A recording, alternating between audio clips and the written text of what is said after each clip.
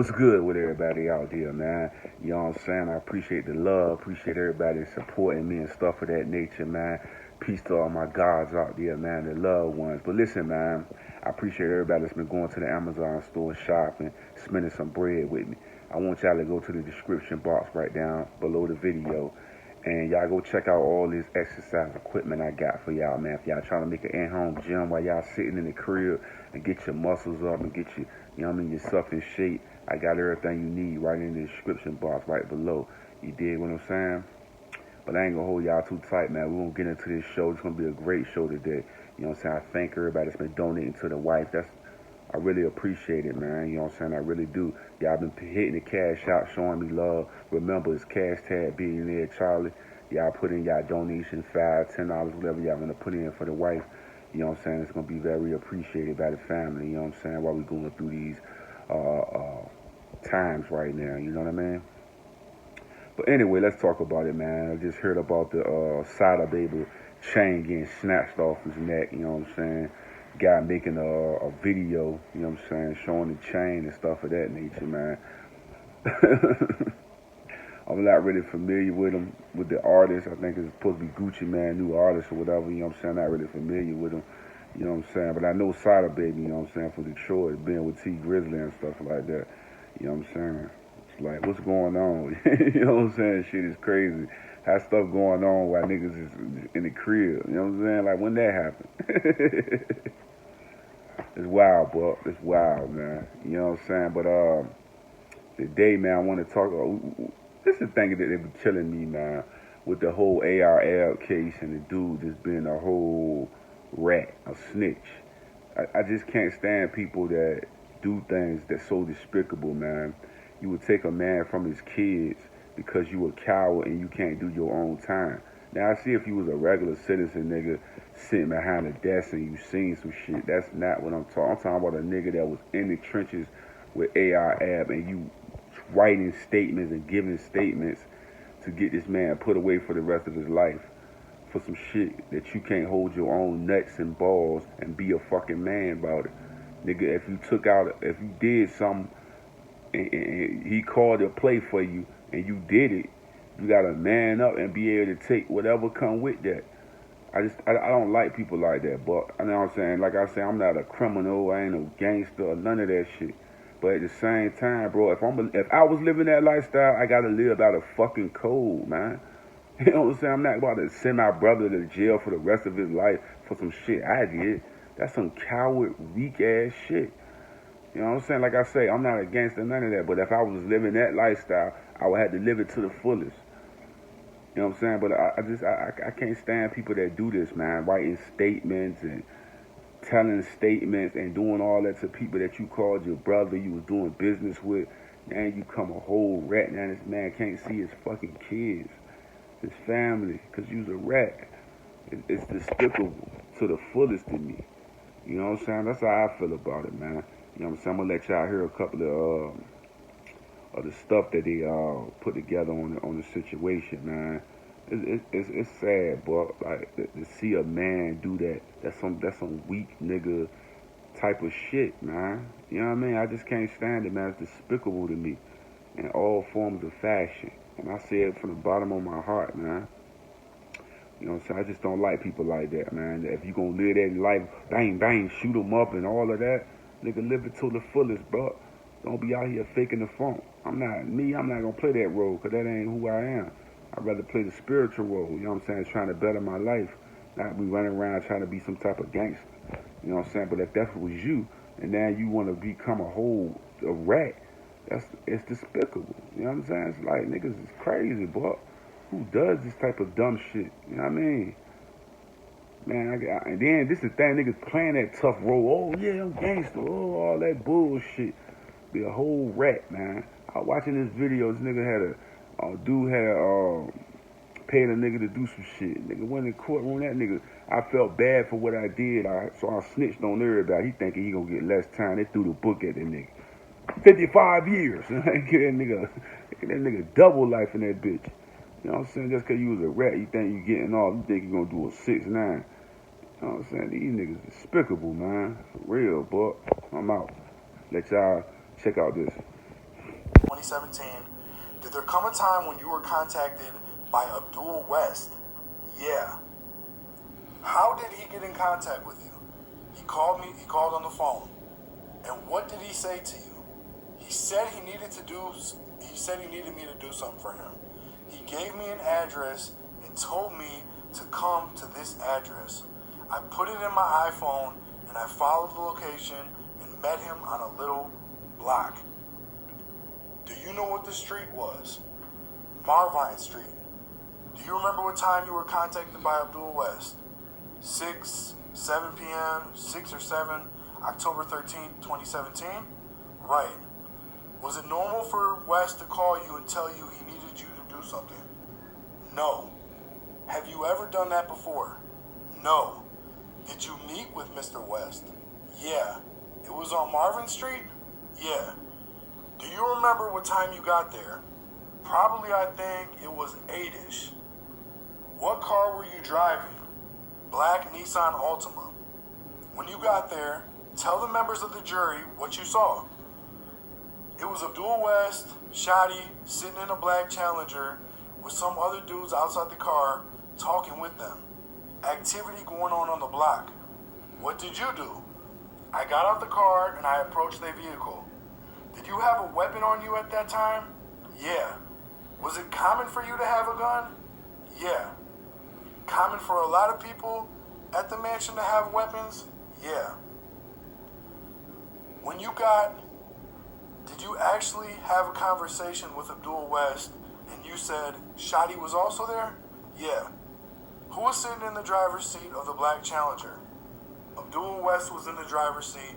Shotty was in the passenger seat. Tell us about the conversation you had with him. I approached the car and Abdul West said he needed me to kill somebody. Now again, this is all alleged. So I'm asking him, all right, and Abdul West and Shotty was going through, plans for me to carry out the hit. What do you mean they were going through plans? Abdul West, he wanted me to shoot him in the head. Shotty told him, no, I'm going to have him somewhere with me and you just come up and just, shoot him up.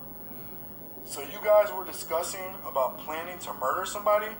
Did they tell you who this person was? They was discussing the plan.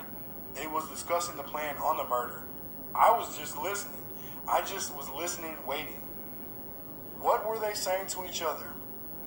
At one point, Abdul West said, do it this way. Shotty didn't agree. And Shotty said, do it that way. I guess Abdul West ain't agree. Then Abdul West told me to give my phone. Give him my phone, and he DM'd the guy who they was targeting. Did they tell you who the person was? Yeah. What did they say? They said, he asked me, did I know who Robbie was? I told him no. I told Abdul West no. He was like, he be in the mansion with us. He showed me a picture of him. And I'm like, yeah, I know him. He told me he needed me to, kill him, shoot him in the head. I said, how am I going to do that? I don't even know the guy. And he said he was going to set it up to where I'm going to act like I'm making a drug transaction off of him, getting some meth. So what did he do, Mr. West? How did he set up that drug transaction? He DM'd him off the phone. What phone? Off my phone. Do you have an Instagram account? No, I ain't got one. How did he do it? My baby mom had got one. So he took your phone and did what? He logged in. I don't use Instagram, so I wouldn't know how to. But he got my phone and logged in, used my phone to DM the target, which was Robbie Johnson. Have you met Robbie prior to that? I seen him around the studio one time. That's it. What studio? 444. What's that? The Bat Cave. Have you been there before? A few times. We'll come back to that in a moment. Do you remember the Instagram account that was used on the phone to DM Robbie Johnson? Okay, he said, I'm not going to ask you, but is that a reference to your baby mama? Yeah. What happened then? He connected with him, and Abdul West was texting as if it was me. And he texted him saying, "What's up? This is Taz. I'm trying to link up with you to get some glass." And Robbie Johnson responded back and we connected. I got his phone number. "Do you agree that you were going to kill Robbie Johnson?" "Yeah." "Why would you do that?" Abdul West told me to. If you said no, what do you think would happen?" "Probably got me killed." Oh my God. This is terrible. I'm sorry. I don't know. "If you said no, do you think he'd give you any more narcotics to sell?" "Yeah. He would cut me off if I would have told him no." Question. Mr. West never asked you to do that prior to that date? "No." "So after they told you to kill Robbie, you agreed. Where did you go?" "I got in my car, I drove to my apartment, swapped out weapons of mine, and I drove down Bridge Street." "What do you mean you swapped out weapons of yours?" I forget what kind of weapon I had when I pulled up to meet with Abdul West. I had like a 380 or something. "Talking about a gun?" "Yeah." "You went and got a different one?" "Right." "So when you switched out your gun, did you have any more conversations with Robbie?" "Yeah. I had texted him and I told him that I needed some work, which was meth, glass." "And did he tell you where he was, what he was doing?" "He said he was getting dressed, ready to go out." "Did he tell you where he was going?" "Vanity Grand." What is Vanity Grand?" "It's a club." My bad. "Strip club, gentleman's club." "And did you make further plans to meet with him later on to conduct this drug transaction?" "Yeah." Tell us more, or tell us about that." "I wound up calling him off another phone and told him that I needed some glass, and he told me no. I told him to meet me around Bridge in Torresdale area, and he directed me to meet him on 4000 Benner Street." "I want to go back, Mr. Stewart. I forgot something. Back when you were meeting with Mr. West and Mr. Baker on Marvine, did they indicate that if you had performed this homicide, that you would benefit from it in any way?" "Yeah. He said he had me." What did Ab tell you?" "He said, 'I got you.'" "What did you take 'I got you' to mean?" "I took it as he was going to pay me in money." "Yeah, money. I got you." Let's go back. You made some arrangements to meet up with Robbie Johnson on Benner Street. Is that correct?" "Correct." Approximately what time, Benner, and what, if you remember? "I don't remember." Tell us what happened. First time I met up with him, I met him on 4000 Benner on the side of the Dollar Tree. I got out my Nissan and jumped in his Nissan, and he had the meth. He gave it to me. And the original mission was for me to, kill him right there. I didn't kill him right there because there was people outside the car sitting on the step. There was too many people around? Yeah. So what did you do? I got back in the car and I FaceTimed Abdul West and I told him, damn, it didn't go down. He got a little upset. He was saying some words. What kind of words was he saying? "Oh man, you fucking up. I gotta call my folks and tell them you ain't do what I asked you to do." So he was mad. So I told him, don't worry about it. I'm gonna call him back. I'm going to link back up with him. Do you have any idea why Abdul West wanted Robbie Johnson killed? He said he was playing both sides of the fence. Who said that? Abdul West. He was playing both sides? Yeah. What did that mean to you? He was dealing with Abdul West, and he was dealing with an enemy of his also. Enemy of Abdul West? Yeah. Do you know that person who he's talking about? When you say enemy, do you have a particular person in mind? A street name or anything? Yeah, I forgot the guy's name. Okay, so after you talk to Abdul West and tell him that you had not killed Robbie Johnson, you told him you'd take care of it. What was the words you used? Yeah. Or was that the words you used? Yeah. What did you do? I drove back around Bridge in Torresdale, and I sat in my car looking at the meth, and you didn't know what it was. When you were dealing with Abdul West, the drugs you were provided were what? With crack and weed. Did other people in the organization have different roles to play in what drugs were being sold? Yeah. Let's talk about you're sitting in your car, you're looking at the meth. You didn't really know what it was? No. What do you do to make things right for Abdul West? I had wound up texting Robbie. He was at the club, Vanity Grand, and it was like probably an hour or so later. I made it seem like I sold out. I'm out of everything. I need more. And he said, Robbie Johnson said, when he's on his way out, Vanity Grand closes around 2, 3. He said he'd meet me right back there.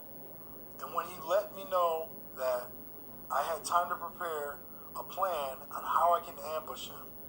So what I did was I called somebody else that I know, another OBH member. What's his name? Berto. What's his street name? OBH Berto. OBH Berto? Yeah. He's a drug dealer in OBH, artist, rapper.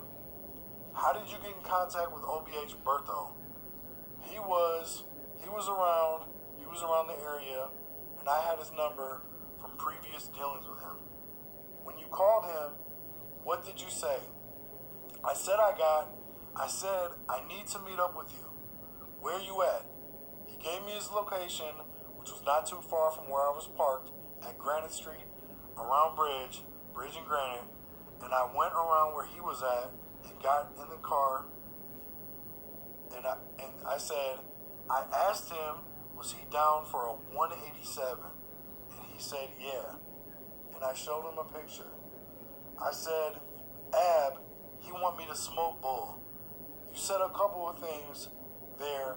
I just want to take, you said you were down for a 187. Could you tell them what a 187 means? 187 is a homicide that West Coast use, LA. You said smoke. What did you mean by that? Smoke, kill. Smoke 'em, kill 'em. You said bull. What does that mean? Who? You said bull. You're gonna smoke the bull. I'm saying it wrong. I'm not from Philadelphia. Bull. Is that a term for a person? Yeah, like bull, dude. Does OBH Berto agree to help you? Absolutely. You said absolutely. What do you mean by that? He was down. He was like, all right, come on, we out. But I was giving him the rundown on how it was going to go down.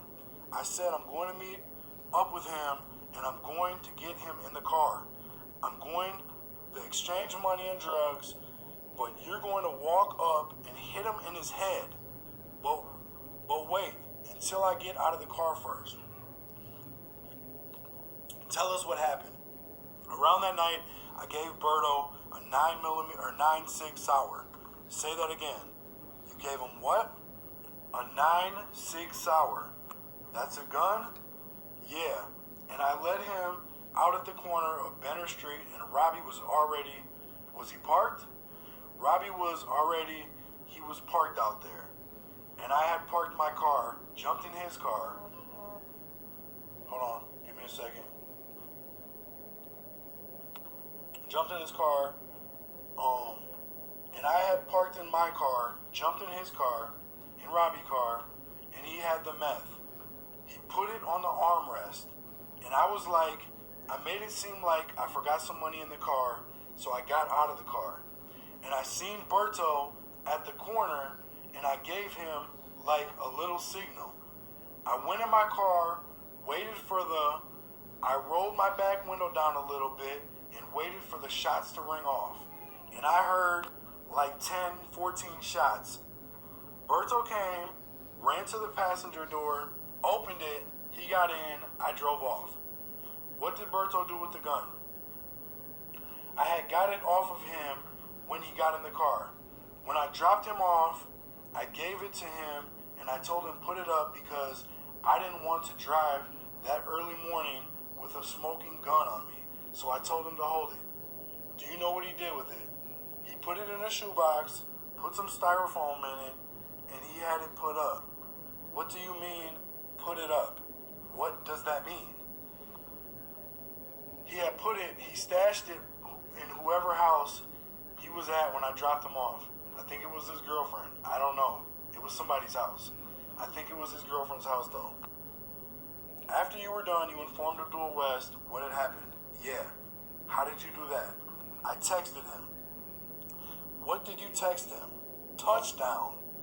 After that, did you get in contact with Abdul West concerning how are you going to get paid for the murder of Robbie Johnson? He said, yeah. He had FaceTimed me earlier that morning and told me to go to, he gave me a location. I met up with Bras, got some coke, some crack from Bras, and I went to another location on Marvin Street and I got some weed. Do you remember approximately, I know it was a while ago, so October 14th, you agree with me that Robbie Johnson was murdered on October 14th around 3:30 in the morning. Yeah, around that time. When do you start collecting these narcotics as payment for the murder of Robert Johnson? Probably within the next day, within the 48-hour span. Where do you go first to get the marijuana you spoke about, or get the crack from Bras? I got the crack from Bras first. Where did you have to go to get that? Somewhere in North Philly, somewhere out in North Philly. I ain't familiar with the block. I just got the address and just put it in my phone and used the map. It was somewhere in North Philadelphia? Yeah. Did Abdul West tell you how much Bras was supposed to give you? No. It wasn't a set amount of what I was supposed to get. So what happened? Tell me about it. What does Abdul West tell you? How do you know to go to Bras? Abdul West, he FaceTimed me, like, go link up with Bras, he got something for you. So I call Bras, see where he was at, gave me the address, go out there, and I meet Bras, and I get some coke, some crack off him. He didn't know what it was for, though. He didn't know what it was for? He didn't know what it was for. I'm trying to get it right. You're saying Bras had no idea what it was for. Right. Did you have a conversation with him? Tell us about that. When I got outside the house where Bras was at, I walked in, and he was like, shocked. Like, what's up? And he went to go get the crack, and he was, like asking, like basically, like, damn, what's up? What's this for? I just brushed him off. Do you know how much crack it was? I think it was supposed to be like 4.5. It was probably like 3.5 ounces. Say that one more time. It was supposed to be 4.5, but it was like 3.5 ounces. Something like that. Where did you bring the crack to? I kept it in my car. How did you know to go back to Marvin Street to get paid for the marijuana? Abdul West texted me and told me to go through there and pick something up. Approximately when was this? It was the same day. So you went back to, is that the same place you met with Abdul West and Shadi to discuss the murder? Yeah. What was there? Couple dudes on the block was out there trapping, selling drugs. Trapping's a word for selling drugs? Yeah. When you got there, do you see Abdul West there? No. Do you get out of your car? Yeah. What kind of car are you driving, by the way? Nissan. Black Nissan? Yeah. Were you worried at that point about anything? I was skeptical. I'm running around the city. I was a little skeptical. What are you skeptical about? The double cross. I'm thinking, I'm running here, picking this up, going there, picking that up. Maybe motherfucker try to shoot me next. I don't know. When you got to that place, back to Marvine, where did you go? Who did you meet with? Some fat bull Snook. Some fat dude called Snook, yeah. Where did you meet with him? On Marvine Street on the porch. What did he give you? He gave me a trash bag with weed in it. What did you do with that? I put it in my trunk and went to Bridge Street with the crack and the weed. It was some girl in the house I knew, and I went there in the basement. But before I did that, I had retrieved the gun that I gave Berto, and I had all that with me. The gun, the crack, and the trash bag. I went in some girl house that I was alright with, and I stashed the gun in the ceiling. Then I started bagging up the coke and the weed. What were you going to do with the coke and the weed? I was going to sell it. How much money was the weed and the coke you had? How much money how much was that? Not in weight, but in monetary value. How much was it worth? It's probably $7,000, $10,000. All in street value and bagged up, $7,000 to $10,000. So you got the gun back. At some point, you're arrested for the murder of Robbie Johnson. Do you remember when that was? November 2nd. Did you have a gun? Did you have that gun on you? Yeah. What were you doing with that gun that day? I was getting it back so I can take it to Abdul West so I can swap out and get a whole new other gun. You were going to bring it to Abdul West to swap out. Yeah. Does that commonly happen? Yeah. Why did you want to swap it out? Because I needed a new gun. I couldn't run around with a gun that had a murder on it. Mr. Witherall says, "One moment, Your Honor. I'm not done yet." The court, yes, confirmed. Question, Mr. Gadsden, you said you meet up with him on Tioga. Would you meet him anywhere else? What you say? We're going to come back to that. You mentioned that you break down the narcotics given to you by West and you'd sell them to various people. Right. If you were contacted and needed more than just a small amount, you needed an ounce or more, would you sell that to the individuals who would request it? Yeah. And if you didn't have it on you, if you didn't have the narcotics on you, what would you do? I would call Abdul West and get fronted whatever the order was that I needed, or that was needed. And if he couldn't supply me, he'd send me to Braz. Let's talk about that for a little. I want to play a few things for you. Mr. Witherall says, Special Agent, I'm going to ask you to put on 2003.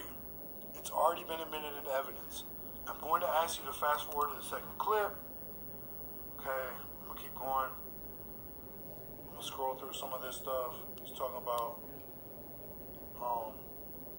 some situations. Hold on. Are you aware of any rap done by Abdul West called Trendsetter Shady? Yeah. Is that about you? It ain't about me. My name mentioning it. Your name is mentioned in what context? I don't know the lyrics, the rap lyrics. You know, I was locked up when it came out. So word for word, I can't sit here and rap it to you because I ain't no rapper. I was locked up when it came out. I have no further questions.